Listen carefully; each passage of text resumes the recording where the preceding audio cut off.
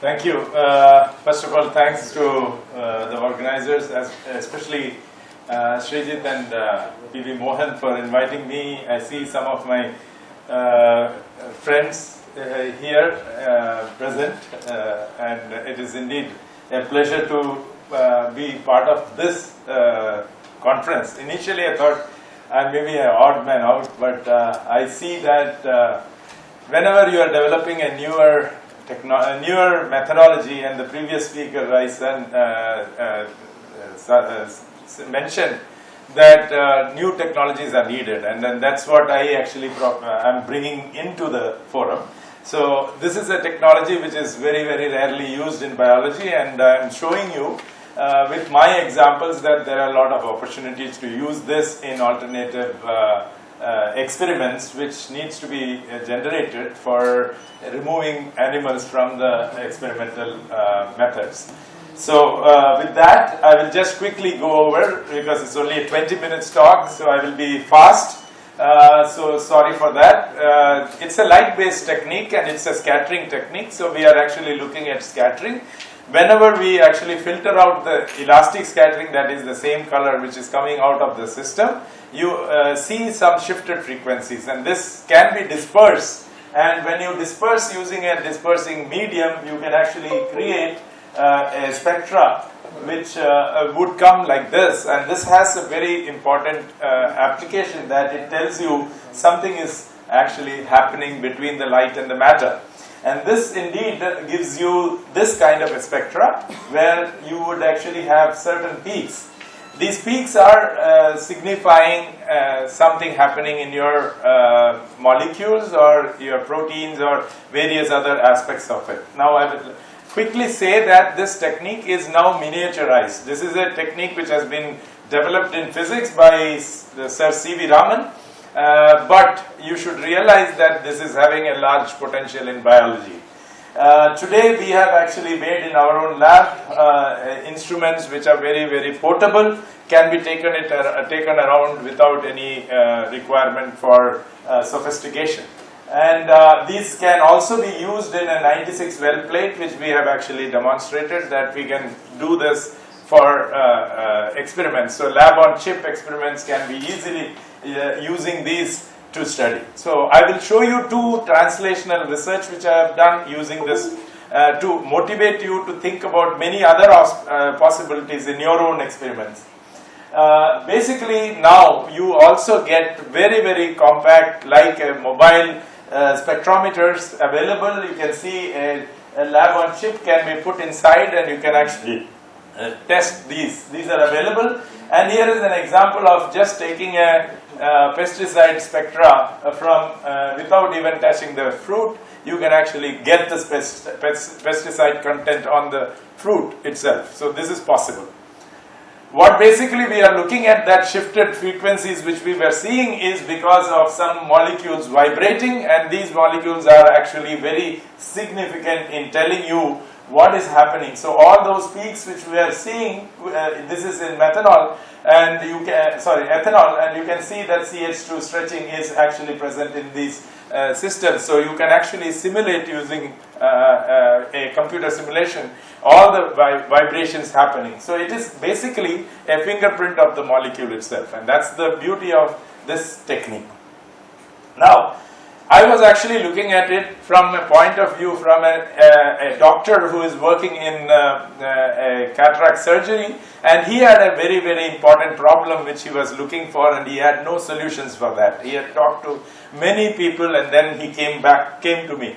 The question is that when you are actually doing a cataract surgery, you are actually doing a capillorhexis, which is basically tearing the lens capsule in the system. And when you have a matured cataract, because most of our patients go when the cataract is in a matured condition, and that time the lens capsule is not easy to see, so they add a type N blue, which is used for staining the epithelial cells, to actually identify this lens capsule.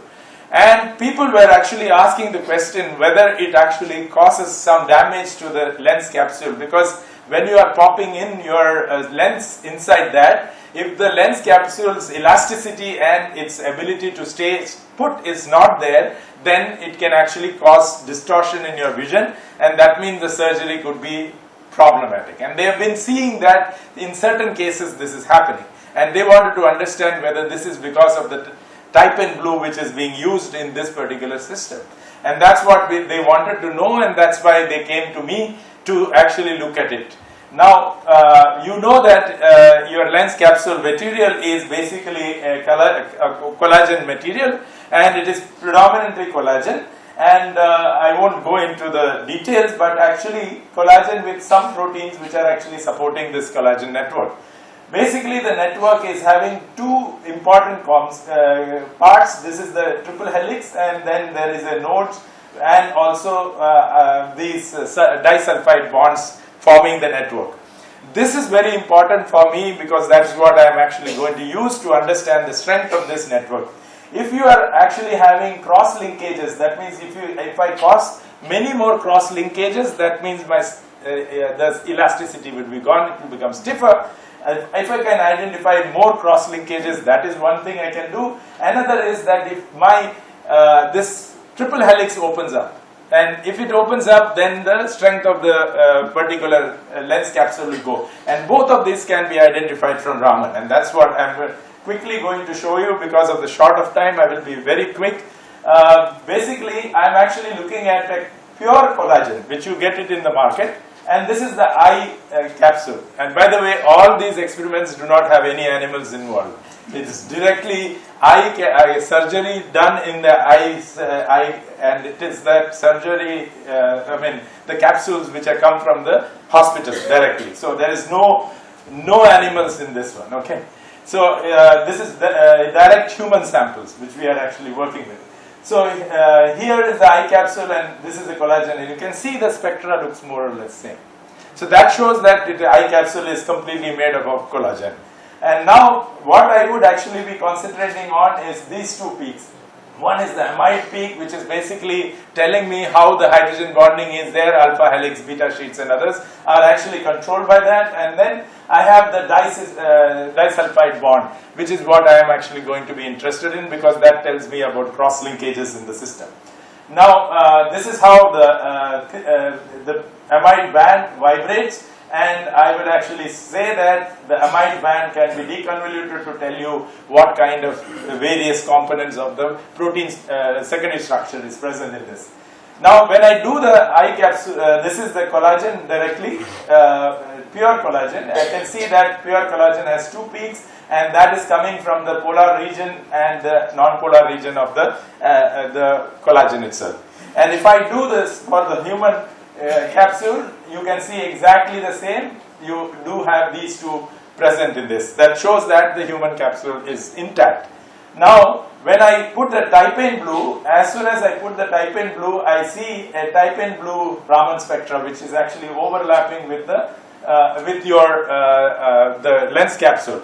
But the interesting thing is the amide peak is not actually present in this, and also the disulfide is absent in the type N blue. So I can actually look at it very carefully. So as soon as I put the type N blue, I immediately see that a new peak is arising in the amide, which shows that I have a random coil coming in. That means my if I actually put the type N blue inside the lens capsule, it is actually opening up my alpha helix. That is, the triple helix is getting opened up. Another interesting aspect is that I also have light falling on the while I am doing this experiment. So when I put the light, I can also do a light-based study. So here I actually identify the ordered structure. That means I know how much of my alpha helix is present, and then I can actually see the concentration which is used by the doctor. This is the doctor's concentration, and I can see that the ordered structure actually comes down to 90%. Now, when I actually do a light exposure to this, I see that as soon as the concentration, if I take a fully concentrated solution, within 10 seconds of this, the ordered structure actually drops to 60. That means my alpha helix is completely destroyed. Whereas when I use the concentration which the doctor is using, up to 10 seconds of light, it doesn't change much. But as soon as I have 30 seconds, then my light is actually causing a damage to it. What is happening here is that you have type N blue, which in a presence of light produces nascent oxygen, and that nascent oxygen actually causes cross linkages to happen, and that is what is the reason why the elasticity of this lens capsule will get affected. Now, very importantly, I also want to know what is the strength of this lens capsule material. So we actually have already known that if I put a glutaraldehyde, then I actually cause very high stiffness in the lens capsule. This is already published data, so the stiffness is very high. So I can put this glutaraldehyde and see whether the cross linkages are increasing. And you can see this is the origin of the cross linkages, which actually is enhanced when you put type N blue. You have an enhancement of the cross linkages, exactly like in the case of the type in your case. So what basically this tells me is that when you are actually doing the surgery, you have to have 10-second light exposure only. And this is true because if a good surgeon is doing this, he needs only a 10-second to do the capsulorhexis, and he can actually wash off the type N blue so that the type N blue is not present.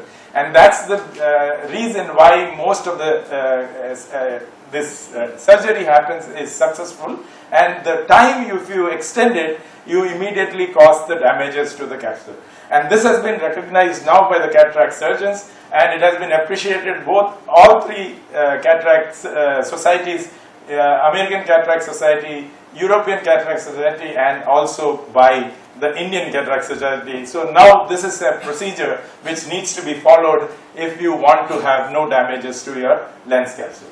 Another example of this is that I would like to actually use it in trying to do a diagnostics. This is something where we are actually going to use it, and whenever you have a sample of protein or any of those DNA or any of these systems in very low concentrations, pure Raman is not possible. So we use something to enhance it, which is we use nanoparticles of gold or silver to enhance it, and this is the method which we do it.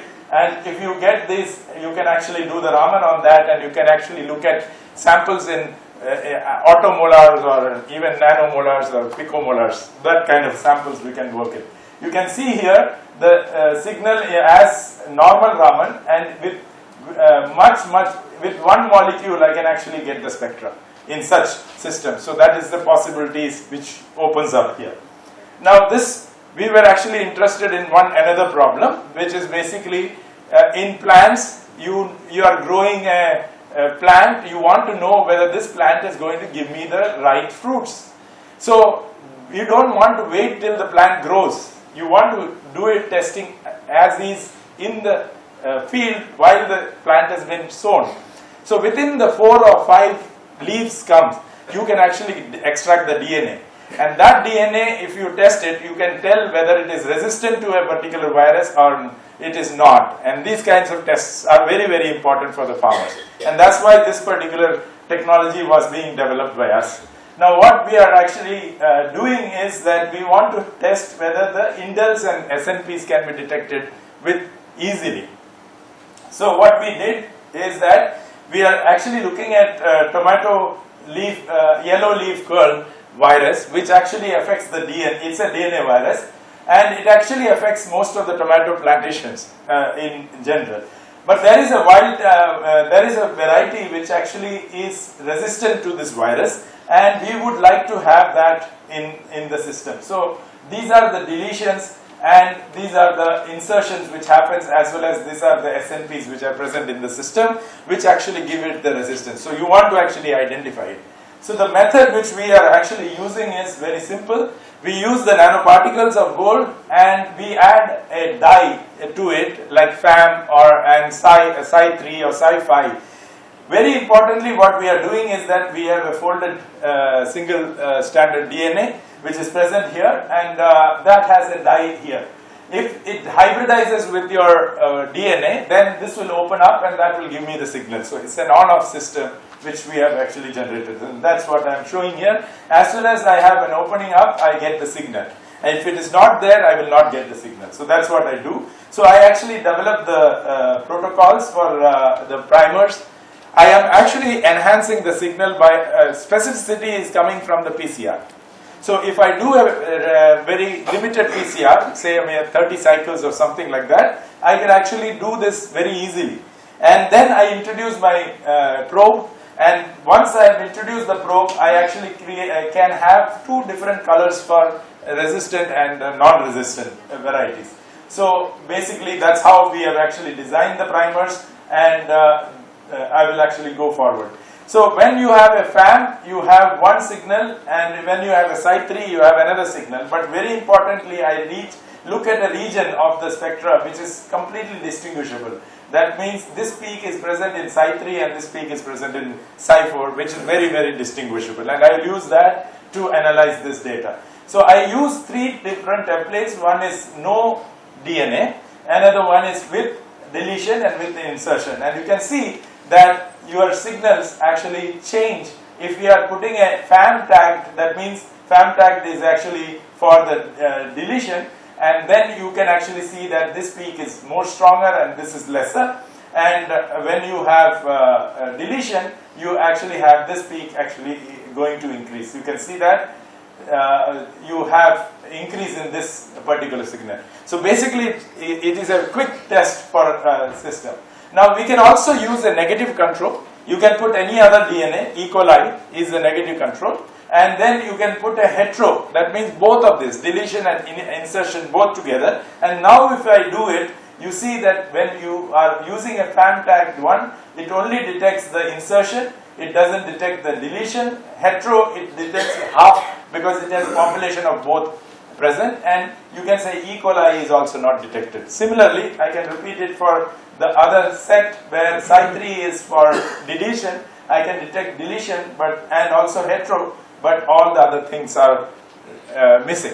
Now this, I had done it for one type of deletion insertion. Can I actually do it for any other types, and also can I multiplex it?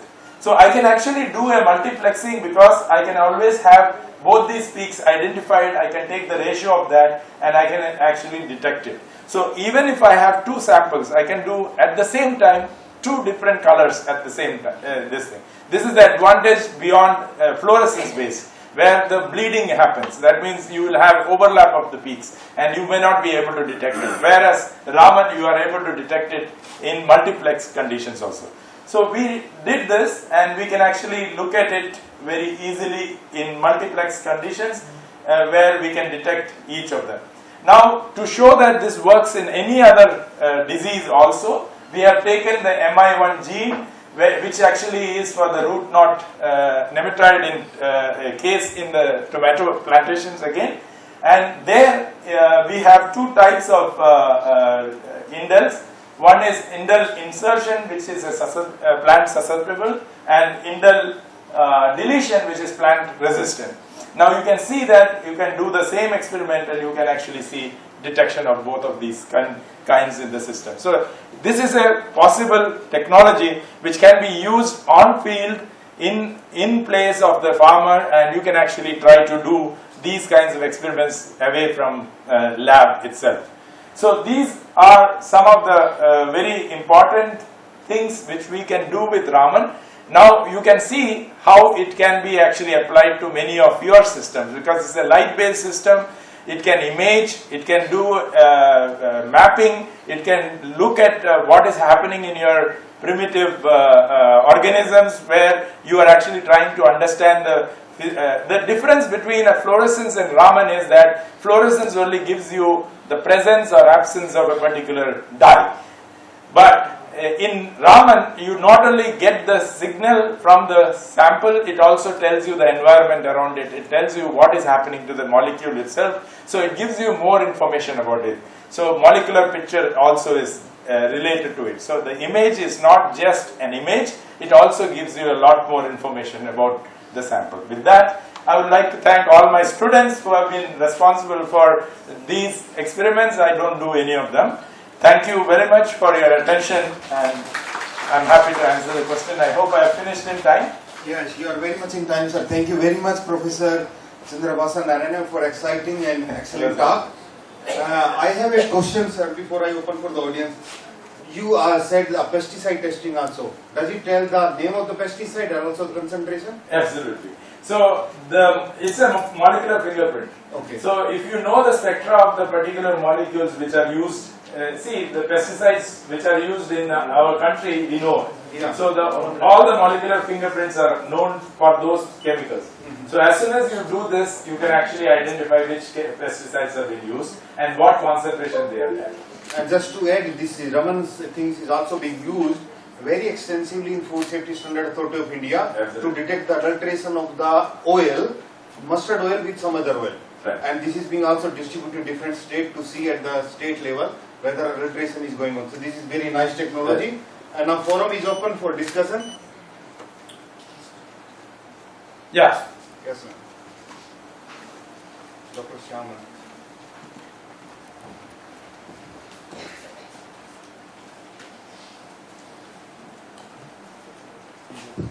Thank you for the really nice talk. So, the PCR SIRS test, is it a commercialized, is it still available commercially? Okay, this one is not yet commercialized, but I am working with the industry partner BioDecipher in Bangalore. So this is right now with them. We are actually developing it, but we have not yet made it into a commercial product yet. So will it bring the cost down for like if it is used for genetic test? So how much the cost can come down? Can it become a point of care test in different scenarios? So actually very good question. Basically the reason I am actually working in this, I have a patent on this for HIV. I didn't go in for the medical part because you need ethics and various other things to be taken care of. Plant, I don't have to worry about it. So that's the reason I have actually moved to plant. But when I am doing this, of course, normal PCR doesn't cost very high. Okay, if you don't have tags, you don't have tag polymerase and all those things. If you don't have, then it is cheaper. So I don't use any other. I just directly do PCR, and then I add my tag at the last moment. Okay, so my concentration of the actual fluorophore tagged probe is very, very less. So that makes my life easier. It is cost effective, very cost effective. Second thing is these PCRs now have been brought down in cost. Normal PCRs have been brought down in cost. So the cost of doing PCR is very cheap. So along the PCR I am using only for the specificity. The detection I am bringing in Raman. So these are the two things. So effectively the cost is going to come down. Now it's only miniaturizing of these instruments, and to bring it all that together is going to actually bring down the cost of detecting quickly. Yeah. Excellent talk. Thank you. I was just looking at the graphs where you show the dispersion of values, and it suggests that they are pretty heterogeneous. The variation is heterogeneous with different categories. Why would that be? Why isn't the variation consistent? Like if you take a CD of those values that you have represented, because the readouts are essentially from the same input signal. Right. So it's another excellent question. Basically, the reason is that different fluorophores have different sensitivities. Their signal intensities are quite different. So when you have a noise and the signal, then this noise to signal level is actually going to be interfering in the heterogeneity in the graphs. Now, that can be addressed. This is not a problem. This is at this point of time I am not trying to go into commercial aspects. What I am actually interested in that I can show the difference. Now you know that if I do a FT, Fourier transform, then I will remove the noise, and then my signal to noise ratio will increase. So these are techniques which I will bring in once it is in the commercial form. So till I do that kind of this is raw data as is in the lab without any modification. So further development into a commercial value, it needs to be done FT. So once you do an FT, you will remove all the noise, then you will have the clear distinction of noise to the signal levels. So these things will be taken addressed in the commercial application. Thank you. I think Thank you. no more questions. Thank you very much, Professor. Thanks for the nice talk.